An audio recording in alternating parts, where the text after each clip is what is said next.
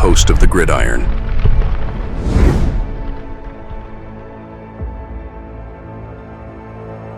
Fourth and goal to go with the 2. 34 seconds left to go in the ball game. This is the play right now. Takes the snap. Targeted goes in. Targeted all alone. And the quarterback keeps. Wow, what a call. Nobody touched him. But, okay, now, of course, that it seems like, of course, not to everybody. You look, Colin Coward or whatever his name is, he put a mock draft out. We're gonna talk about mock drafts in a little bit here, but he was kind of talking about he thinks the Giants are taking Shedeur. We'll have to wait and see. But it just seems like there's kind of like, as of right now, there's an overwhelming favorite for number 3. Because if you figure Cam Ward is going number 1, right, to the Titans, I don't blame them. Do you think? They need a quarterback. They've needed a quarterback. They've needed a good quarterback for quite some time. I'm not sure how phenomenal I thought Ryan Tannehill was a few years back, and this, that, and the other thing. But they needed a quarterback, right? So if they get themselves Cam Ward with the arm he has, he'll certainly give him at least a couple good years, a couple exciting years, and all of that. And if they can develop them, they got themselves a quarterback for quite some time. So be good for them. I can't blame them. Then the Browns take Hunter. Can't blame him either. You got a guy that, it's not like, well, he's not a bad wide receiver. All right. And he can play a little corner for you. Just don't ask him to, put him on the number 1 corner or the number. Maybe if you got the dime package in there and he's the 38th cornerback, you can throw him in there. He's all right. No, guy's good on both sides of the ball. And it's like, I don't know. Is he going to be a wide receiver or a corner? I don't know. So I wouldn't blame him at all taking Hunter.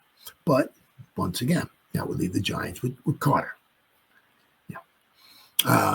Was one thing Shane said in his presser. So you're going to never have too many edge rushers. He said, what do the Eagles do?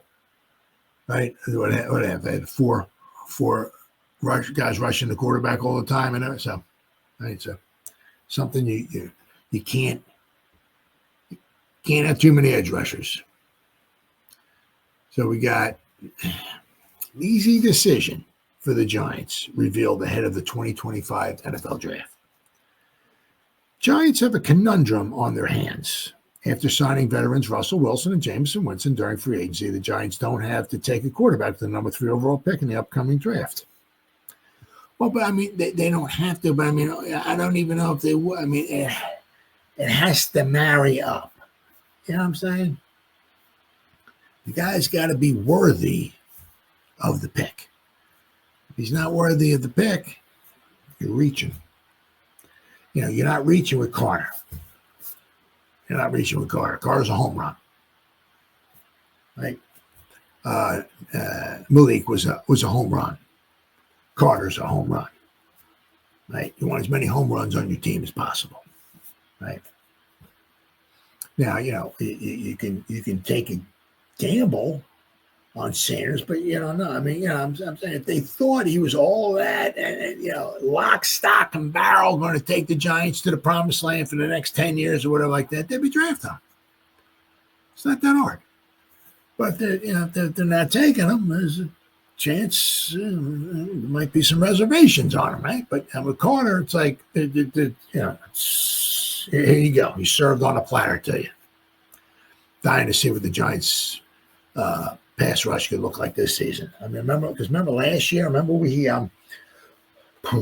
it? I can't remember how many weeks, 5, 6, 7 weeks or whatever it was. We were leading the league in sacks and all that. Of course, then we had guys started getting injured.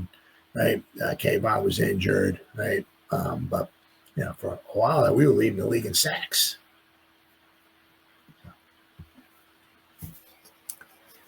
Let's see. So it isn't difficult to envision General Manager Joe Schoen and the Giants at least entertain the idea of drafting Colorado quarterback Shedeur Sanders.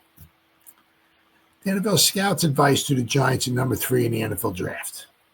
At least one rival scout believes that there could be a different and perhaps even more palatable scenario that plays out for the Giants if the Tennessee Titans select Cam Ward, number 1 overall, and the Browns take the Colorado Unicorn, Travis Hunter.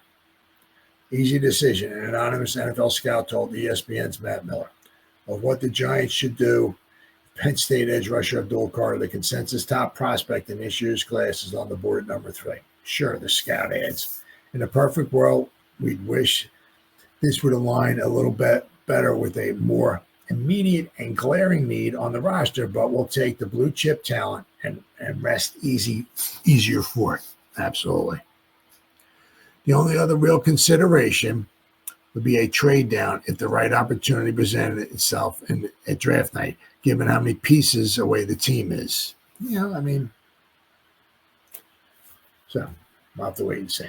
It takes 2 to tango, right? Giants just go, we'll just trade on back and bet some, it takes 2 to, somebody has to want to come up, and they'll have to want to come up, but what they're going to give the Giants in return has to be what the Giants going to want to give it the okay. I mean, it's just not, they're going to give us, we're going to move back 10 spots. We're going to get their first round pick and a 5th round pick 3 years from that. I mean, everything's got to match up. All right. Carter is a disruptive force multiplier and one of the most consistently dominant players in the entire class. During his first season playing the position in 2024, Carter produced 12 sacks and an incredible 24 tackles for loss. So it isn't difficult to imagine the duo of Brian Burns and Carter swarming towards opposing quarterbacks and running backs in the backfield beginning this September.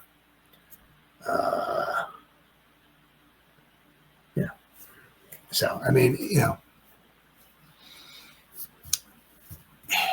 as I said before, if you take Sanders, it's, I mean, basically their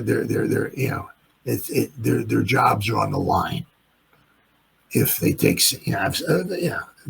taking him number 1 overall, number 3 overall, the first round selection, right?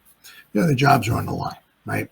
The thing is that with Carter, pretty much whatever, 95% that he got him. He's wind the dude up, plop him on the field. We'll see at the end of the year, brother. Go get him, Tiger. And hey, maybe try to get yourself to become an all-pro or something. See how many sacks you can get. That's just what it is. Right? With Shedeur, you might be a little bit of a gamble. Everything's got to match up just right. Now, of course, obviously, everybody wants us to get the quarterback. But once again, it's got to line up. Everything's got to line up perfectly. Now, as I said, the Giants wind up with Carter. They got themselves a pretty much a home run. Now, possibly, maybe more ways than one or whatever. He might be more of a disruptive force than Kayvon, than we've come to see with Kayvon. Now, maybe then, as we're going to be talking a little bit here, very shortly, about picking up 5th-year options, right? Maybe the Giants don't have to pick up Kayvon's 5th-year option. Maybe say, well, we got Carter, we got Burns, and we got Sexy Dexy, right? And we can maybe try to work out some type of deal with Kayvon, or we just let him go. Don't know. But, I mean, that might wind up saving the Giants some money. We should figure it, as I said, with Carter, I think pick number 3 is around $8 million this season. I think pick 1 is around $10 million. Pick 2 is around $9 million. Pick 3 is around $8 million. So it cost the Giants $8 million for the next 4 seasons, and they pick up his 5th-year option. I mean, if he's that good, I'm sure they probably will.